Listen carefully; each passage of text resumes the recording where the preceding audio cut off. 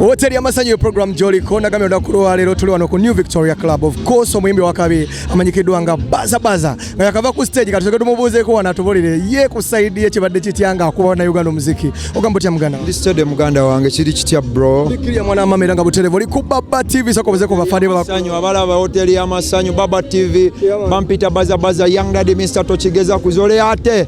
Aye mukobashi mugamba shi story kinaye. Nange ndi fit. Yaman. Mwana wa mama tukulabye ngo otegese kivulu kino. Concert eno yebadde concert yo made in concert olwali. Live show. Yebadde just live show. It's a live show. Mbadde ndi kulaunchinga bandi yange Baza Baza and the band. Yaman. Bandi yange jengendo okola nga nawe mba nkuba live music. Mbadde njagadde lagako bana Uganda. Ebimu ku byensobola okola nti nze siri muyimbi nsobola oyimbira ddala buli siddi bamanyi engeri gye mbikubamu kati mbadde njala balagako side ya live music kibeera kitya era ababaddeyo bajja nnyumiza abatabaddeyo nti nakasajja kakkuba nnyo ebadde yaddala bannayuganda bakuwagidde nze nandyagadde osooka okozesa opportunity eno mwebaze bafani bo ne bannayuganda bazze okuwagira olwo banne mwebale nnyo mwenna ababaddeyo olunaku lwaleero abampagidde nsime nnyo era temujjanga okwomwogera okwagala music wange ne music w'abannayuganda abalala ate mwagale nnyo abayimbi abajja kubanga abangi nnyo be mutannawulira ate nga balina bye mwagala owulira yaman nandyagadde obeeko bakabolekera bannayuganda nga tumaliza ka interview kano briefly bannayuganda mwenna don't move tewaba wava waali buli omu asigale waali enda bakkuba nnyo Hoteli amasanyo program Joliko Baza Baza nga yakava ku stage katwengera okulaga bukimenge gye kitambula mutovao bless up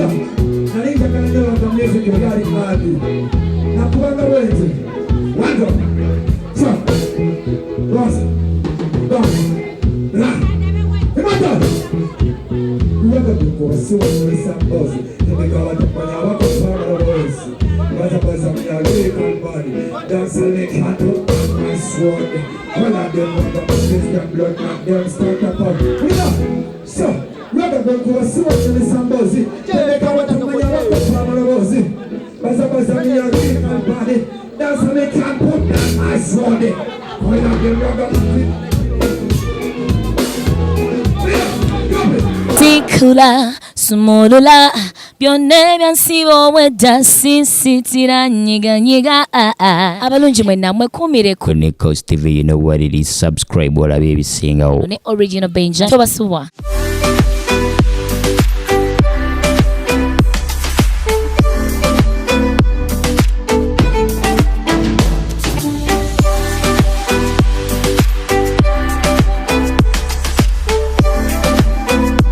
Yo, my people, what's up? It's your boy Eddie Kenzo with my boy Original Benja. Subscribe on NEKOZ TV.